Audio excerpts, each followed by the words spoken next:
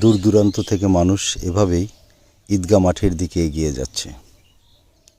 আমরা দেখছি বিভিন্ন গ্রাম থেকে মানুষজন ঈদের নামাজ আদায় করার জন্য মাঠের দিকে যাচ্ছেন।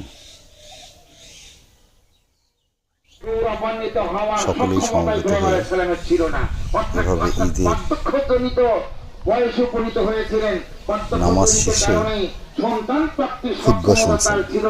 কিন্তু আল্লাহ রাব্বুল আলামিন দয়ার সাগর, তিনি যা খুশি করতে পারেন। আল্লাহ রাব্বুল আলামিন যাকে পিতা ইব্রাহিম আলাইহিস সালামের আহ্বানে সাড়া দিলেন, আবেদন গ্রহণ করলেন। ইমাম সাহেব তার বক্তব্য দিচ্ছেন। আমি তাকে ধৈর্যশীল সন্তানের। নামাজ শেষে সবাই যার যার গ্রামের দিকে, বাড়ির দিকে কুশল বিনিময়ের পর চলে যাচ্ছেন।